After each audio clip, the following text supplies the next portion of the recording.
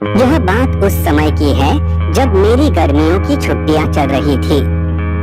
उस समय मैं अपने मामा के गांव छुट्टियां बिताने गया हुआ था। वो गांव बहुत ही सुंदर था और वहां के खेत खलियान और पहाड़ भी काफी सुंदर थे। गांव पहाड़ों के बीच में बसा हुआ था। वहां के लोग भी काफी अच्छे थे और मैत्री स्वभाव के थे।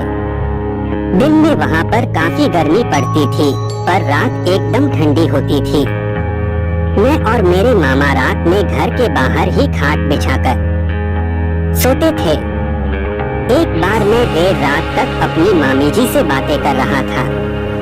बातों ही बातों में मैं मामी जी से पूछने लगा कि मामी जी, यह बताइए, इस गांव में आपने कोई चुड़ैल बुड़ैल नहीं देखी है क्या? वैसे मैं आपको बता दूं कि मुझे भूत चुड़ैल की कहानियां सुनना काफी दिलचस्प लगता था, पर मेरी मामी जी बोली कि रहने दे, फालतू में तू डर जाएगा और रात को ढंग से सो भी नहीं पाएगा। पर मैं भी कहाँ मानने वाला था। मैंने भी जिद पकड़ ली कि कहानी तो आपको सुनानी ही पड़ेगी। मेरी जिद के आगे वो भी नतमस्तक थी। उन्होंने कहा कि इस गांव में बहुत सी चुड़ैलें रहती है, पर किसी को दिखती नहीं है। मैं बीच में ही बोल पड़ा कि जब किसी को वो दिखती नहीं है तो फिर कैसे पता कि वो यहाँ रहती है?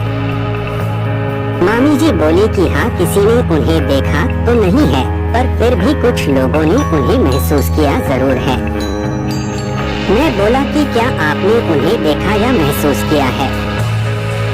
मामी जी हाँ शायद। हाँ हाँ हाँ। मामी जी, आप मुझसे मजाक मत करो, अगर आपने देखा है तो बताओ, मैंने उनसे पूछा। उनका जवाब नहीं था।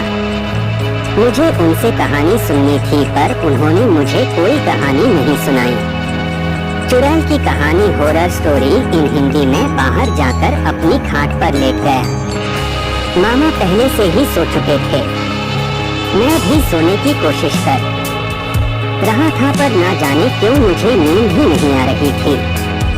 मैं बस उन्हीं सब चीजों के बारे में सोच रहा था कि ना जाने कब मुझे नींद आ गई।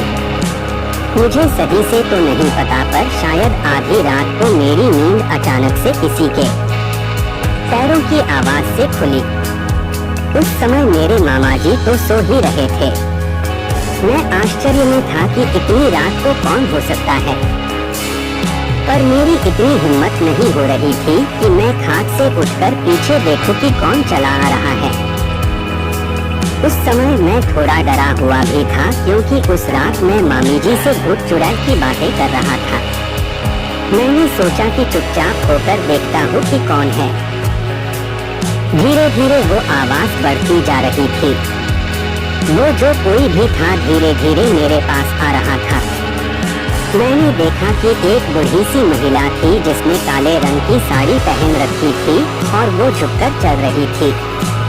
वो मुझसे अब थोड़ा आगे निकल गई और एक जगह जाकर रुक गई।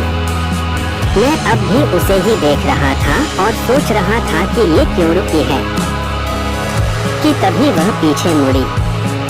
जहाँ वह रुकी थी वहाँ बल्ब की हल्की सी रोशनी पड़ रही थी। मैंने उसका चेहरा देखा और सच कहूँ तो मैं उसका चेहरा देखकर डर गया। उसकी नाक लंबी थी और उसके चेहरे पर अजीब सी डरावनी हंसी थी। उसकी आंखें ऐसी लग रही थी जैसे वो मुझको ही देख रही है। मैंने अपनी आंखें बंद कर ली और चुपचाप ऐसे दिखाने लगा जैसे मुझे कुछ भी नहीं पता हो। थोड़ी देर बाद मेरे कानों में एक आवाज आई, तुझे क्या लगता है मुझे नहीं पता चला कि तू मुझे देख रहा है? मैं एकदम से नींद से उठा। सुबह होने में अभी भी कुछ समय बाकी था। मैं बोला, भगवान का लाख लाख धन्यवाद है कि यह एक सपना था। दोपहर के समय गांव के ही एक घर में लोगों का जमावड़ा, भीड़ लगा था।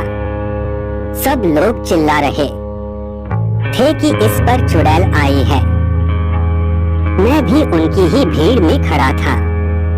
सामने एक महिला पागलों की तरह हरकतें कर रही थी। सब लोग बोल रहे थे कि इस पे चुड़ैल का साया है। कह रहा था कि रात को यह बाहर पेशाब करने गई, फिर लौटी ही नहीं। सुबह यह गांव के आखिर में उगे बरगद के पेड़ पर बैठी थी और कुछ गांव वाले इसे वहां से लेकर आए हैं। वो सबको देखकर हंस रही थी।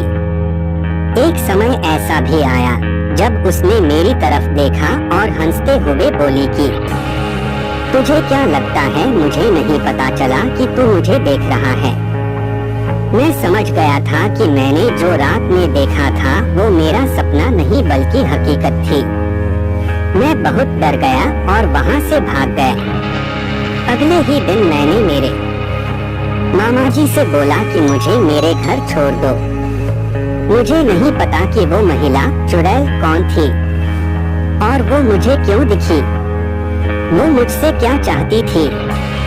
मुझे नहीं पता उस गांव की महिला के साथ उसने क्या किया, पर अब भी मैं उस रात के बारे में सोचता हूँ तो डर जाता हूँ।